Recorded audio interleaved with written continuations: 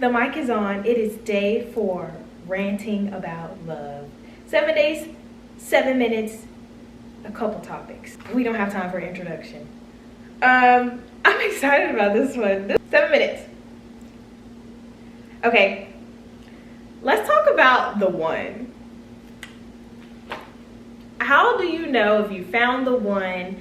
How do you know if there's a such thing as the one? I'm gonna be quite frank. I don't know if there is a such thing as the one, but I know for a fact that you can pick one and make it, you know, well, with certain things into consideration, like you don't want to be forcing nothing, but I think relationships and love, romantic specifically, this video is about romantic specifically, you gotta work at it. You find something that's good and you make it great. That's what I believe. Now, do I think that God has a hand in who you could be with? For sure, most definitely. There's a thing as being aligned with a person, being Adam and his rib, having someone being specifically catered for you or curated for you and right for you. I think that there are characteristics and behaviors, mannerisms that are more suitable per each person. So that's what I think. And then obviously you can pray about it. Now, I don't think you can pray to God and say, God, can you make this work for me, when it's already been, the signs have been signing and it's already showing that it's not going to work. But if you want him to bless that, I don't know. That's a conversation for another day. Now, okay, let's get into it because it's 5 minutes. What? The one. I think you know you've met the one. They say when you know, right? So you know you've met the one when your nervous system gets a chance to just relax. Your mind isn't working overtime to decode and analyze things. Well, I'm the type of person that I do that regardless, but it's a little bit less. Problems seem to get solved a lot easier. There aren't as many problems. There's good communication between the two of you. There's a yearn that is constantly fueled by the daily choice of choosing each other.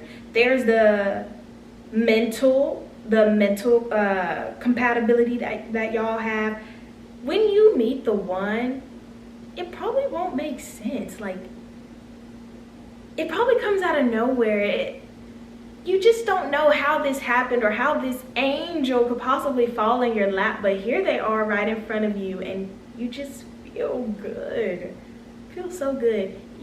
Your mind kind of turns. Your mind isn't in control when you meet the point. Your heart is. But obviously both of them are important.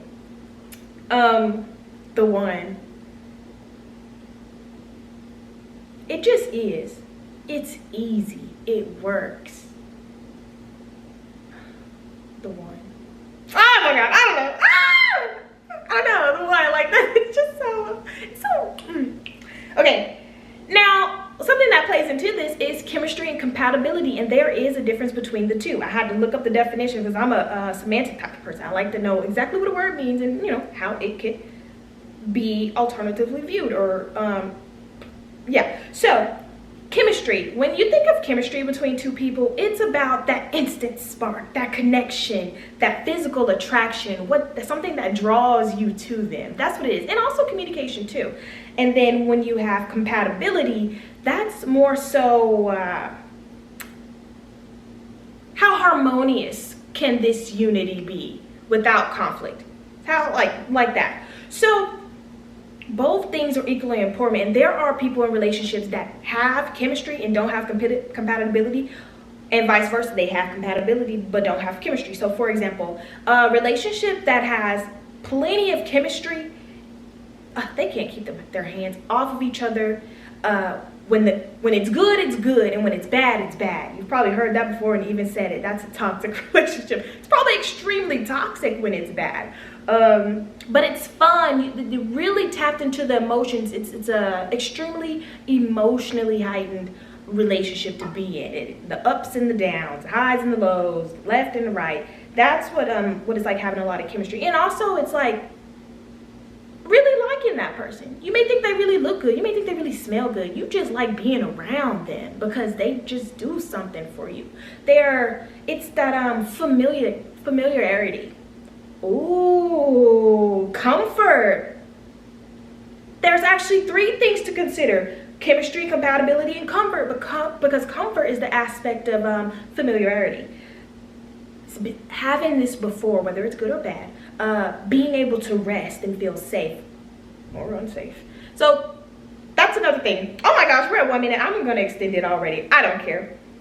But yeah, compatibility and problem solving. How y'all solve problems, how you go about communicating about things. Also, those are all aspects of compatibility. Now, what a relationship looks like when it has compatibility but not chemistry.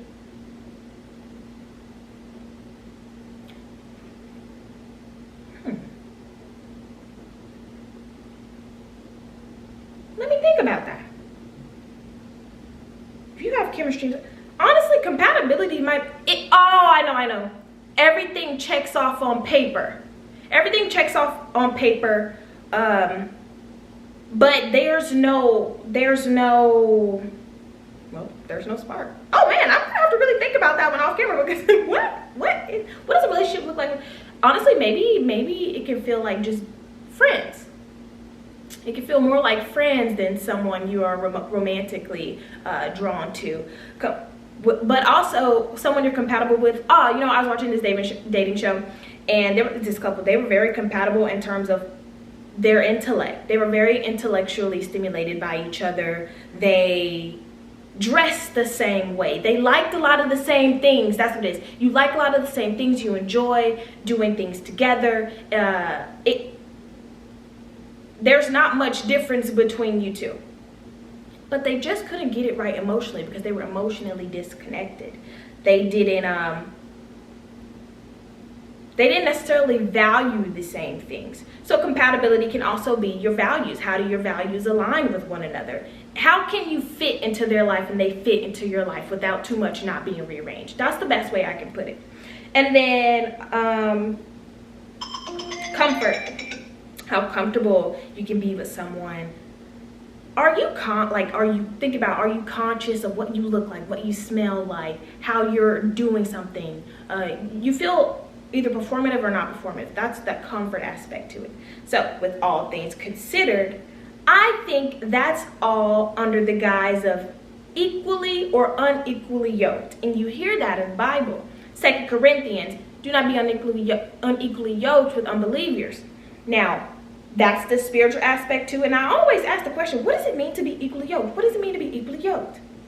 I think everything is spiritual, as above, so is below. So just as spiritual as that is, it would probably be hard someone who has a different belief system than you. Someone that believes in God and someone that believes in a different one, or the other entities. It's probably going to be hard to make that work. And if you do, someone's going to be sacrificing their own religion, or so to speak, religion, and resent can come from that, or whatever.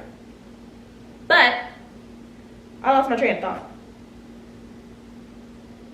Yes, the physical side of it, or the on-earth side of it, is what are your weaknesses and what are your strengths, and how do they balance with one another? It's kind of like you see a yin-yang sign, and it fits, and all the empty spaces are fit by someone else's.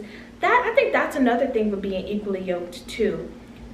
Obviously, you're going in the same direction, but it's going to be a little pull here and there if you're unequally yoked with someone, if you're not honoring the differences between you two. For example, someone may be stronger in finances, in stewarding their finances than you.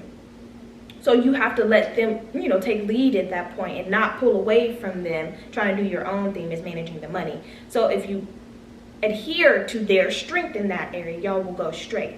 Or something like, I'm working on a project with a friend and the creative aspect of things. Someone that's better in graphic design, I'm gonna let them take the lead on that aspect, and because it fits with the strengths. But where they are good at, graphic design, they may not be good with,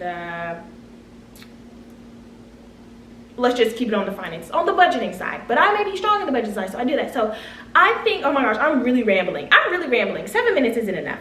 But yeah, to be unequally yoked, or to be equally yoked, is spiritual and also literal too. So it's like, who can life be the easiest with?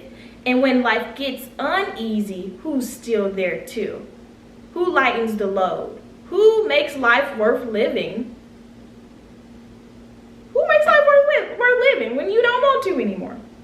So yeah, I need more time.